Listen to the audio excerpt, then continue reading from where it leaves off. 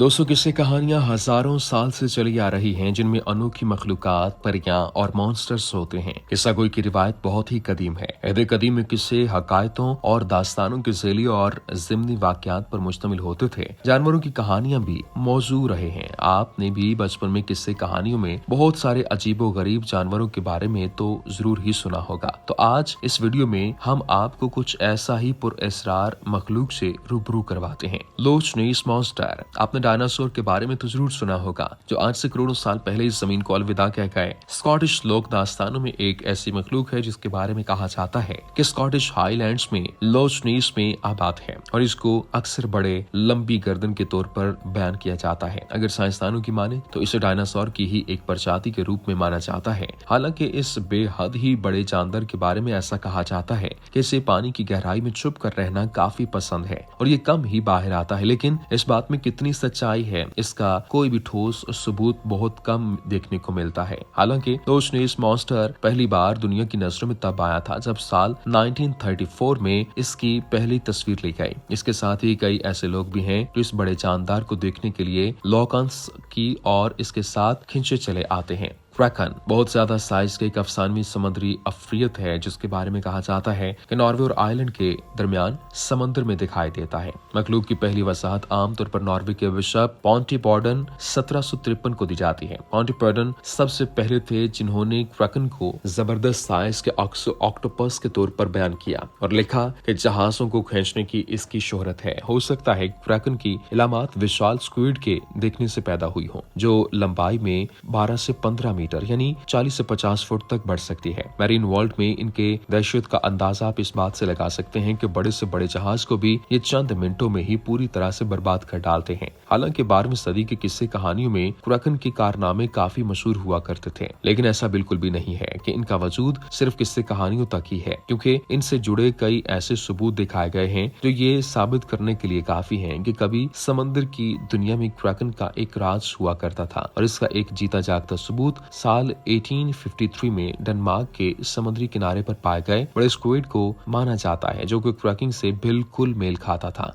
छुपा कोबरा जो किसी जमाने में साउथ अमेरिका के कुछ इलाकों में दहशत के लिए माना जाता था, क्योंकि इन इलाकों में रहने वाले कुछ किसानों के ऊपर छुपा कोबरा का डर साफ देखने को मिलता था। और इसके पीछे सबसे बड़ी वजह यह बताई जाती है कि इस जमाने में यहाँ रहने वाले किसानों की मवेशियों को छुपा कोबरा अपना आसान शिकार बनाते थे और जैसे ही कोई मवेशी इनके सामने आता था, ये उसकी बॉडी से पूरे का पूरा खून पी जाया करते थे। साल 1995 के पहले तक ये जानवर काफी सुर्खियों में बने रहे और इसके साथ ही वक्त पर इनके कई फोटोज और वीडियोस भी सामने आते रहे, लेकिन इनके वजूद को लेकर कोई भी सबूत इतना भी पुख्ता नहीं था जिस पर यह कहा जा सके कि छुपा कोबरा का वजूद कभी इस जमीन पर रियल लाइफ में मौजूद था। यटी एशिया में हिमालयाई पहाड़ी सिलसिले में रहने का इरादा किया गया एक बंदरनुमा मखलूक है, मगर भी मकबूल सकाफत में इस मखलूक को आमतौर पर मकरू स्नोमैन कहा जाता है और यटी के वजूद को ये साबित करने की कोशिश में है कि बहुत से मशकूक मज़ामीन पेश किए गए हैं, जिनमें कहानियों की बसरी नज़ारे,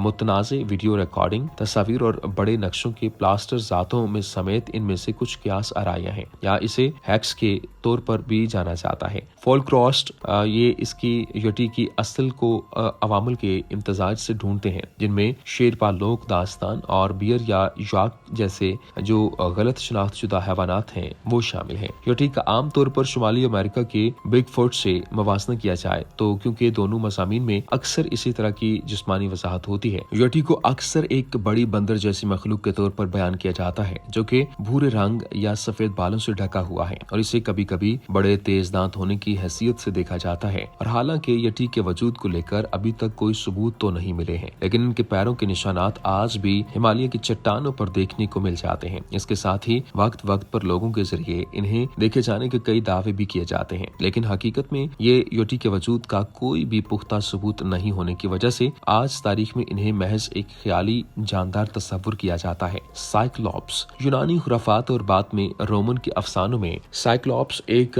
आंख वाली मखलूक है जो अजीबो गरीब से दिखने वाली मखलूक को अमेरिका में छुपने वाले कॉमिक्स के सुपर हीरो के रूप में अपनी पहचान दी गई है। और साइक्लॉप्स जिसके सिर्फ एक ही आंख हुआ करती थी और ये आंख साइक्लॉप्स के लिए बेहद ही खास हुआ करती थी क्योंकि इसकी सारी सुपर पावर इसकी आंख में ही मौजूद होती है। हालांकि रियल लाइफ में इस तरह के किसी भी जानदार के होने को महज एक ख्वाब ही माना जाता है, लेकिन इस ख्वाब को जोर तब मिला जब ब्रूस में यहाँ खुदाई के दौरान एक ऐसा सर की हड्डियों का ढांचा मिला जिसमें आंख वाली जगह पर सिर्फ एक ही छेद मौजूद था। इस ढांचे के ऊपर काफी जांच पड़ताल और रिसर्च के बाद आखिरकार साइंसदानों का ऐसा मानना था कि खुदाई के दौरान मिला ये कंकाल डेंथ्रियम गेंटियम नामिक एक बड़े हाथी का हो सकता है। और अब ऐसे में इस जमीन पर रियल लाइफ में साइक्लॉप्स का मौजूद होना वो हकीकत था या सिर्फ एक फसाना, इसका अंदाजा आप खुद ही लगा सकते हैं। फेनिक्स एक लाफानी परिंदा जो चक्रम तौर पर दोबारा पैदा होता है, एक अमर चिड़िया भर उभर कर सामने आती है। और अगर ये यूनानी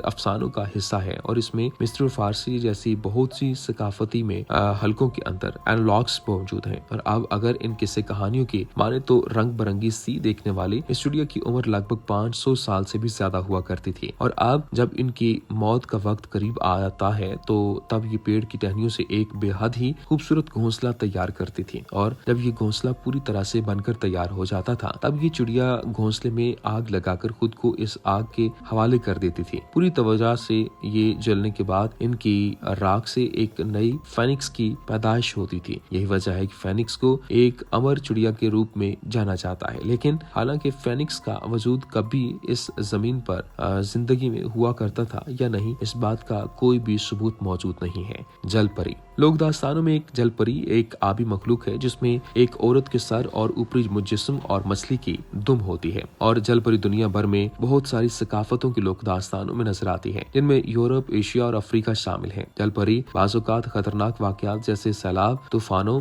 और जहाजों के तबाही और डूबने से वाबस्ता है, जबकि दूसरे लोक दास्तानों के अंदर रिवायात में वो फलाही या फिर फायदेमंद हो सकते हैं और एहसास बख्श जो है वो सकते हैं या फिर कर सकते हैं, लेकिन इंसानों से वो प्यार करते हैं। इतिहास में जल परियों की कई कहानियां हैं तो वही दूसरी और क्रिस्टोफर कोलंबस ने फिर कभी भी इस तरह के जानदार को देखने का मौका या दावा नहीं किया था। लेकिन इन तमाम दावों के बावजूद भी इस बात में कोई शक नहीं है कि जल परियों के वजूद को लेकर आज भी कोई पुख्ता सबूत मौजूद नहीं है। ड्रैगन एक बड़ी जादुई अफसानवी मखलूक है जो दुनिया भर में मुतअद्दिद सकाफतों के लोक दास्तानों में ज़ाहिर होती है। ड्रैगन के बारे में अकायद खित्तों के जरिए यहाँ पर काफी हद तक मुख्तलिफ होते हैं, लेकिन आला कुरून वस्ता से भी यही मगरबी सकाफतों में ड्रैगन को अक्सर परों, सींग और सांस लेने में अगर आग लगाने के काबिल दिखाया जाता है तो यहाँ पर मशरकी सकाफतों में ड्रैगन को आमतौर पर विंगलेस 4 पैरों वाली सरपेंटाइन मखलूक के तौर पर दिखाया जाता है जिसमें औसतन जहानत से ज्यादा जहानत है। स्कॉलर्स का ख्याल है कि वसी मादूम या हिजरत करने वाले मगरमच्छों का जो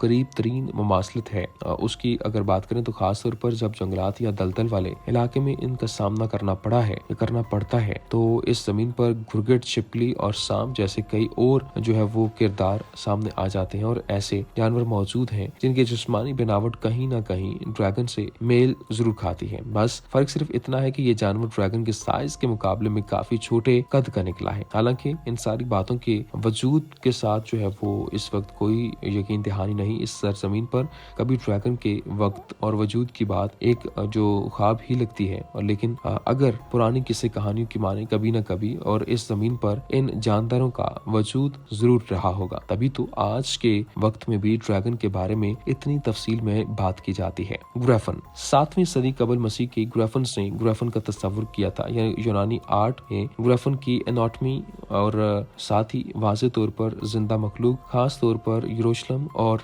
उकाबों पर मबनी है और ये कि यूनानी फन में ग्रैफन के कोई खुसूसियात नहीं है जिनकी वजह से सिर्फ इसे कियास आराई के साथ की जा रहा है कि ग्रैफन्स पर मबनी ये मामला है। और फोसिल्स इन्होंने नोट किया कि ग्रैफन्स के यूनानी अकाउंट्स इन्हें जिंदा मखलूक के तौर पर बयान करते हैं, कदीम कंकाल नहीं है और इनके अकाउंट्स की कुछ तफसीलात से पता चलता है ग्रिफिन खालिस्तान ख्याली है, फोत्सल से मुतासिर नहीं है। ग्रिफिन बहुत सी दूसरी ख्याली मखलूक की तरह फैंटासी सनफ के तहत अक्सर कामों में जाहिर होते हैं। फैंटासी पर मबनी फ्रेंचाइज़ के मिसालों में जिनमें ग्रिफिन की खुसूसियत होती है, इनमें वारहैमर फैंसी, जंग, महफिल, हीरो और जादू के हीरो द ग्रिफिन और इन Dungeons and Dragon, Ragnarok Online, Harry Potter, स्पाइट्रिक, तारीख, दोस्ती है और जंग भी शामिल है। तो चलिए दोस्तों, आज की वीडियो का इख्तिताम यहीं पर होता है। इंशाल्लाह नेक्स्ट वीडियो में आपके पास दोबारा से हाजिर होंगे। उम्मीद करते हैं वीडियो आपको पसंद आई होगी। पसंद आने की सूरत में लाइक कीजिए, शेयर कीजिए और हमारे चैनल को सब्सक्राइब करना मत भूलिएगा। शुक्रिया।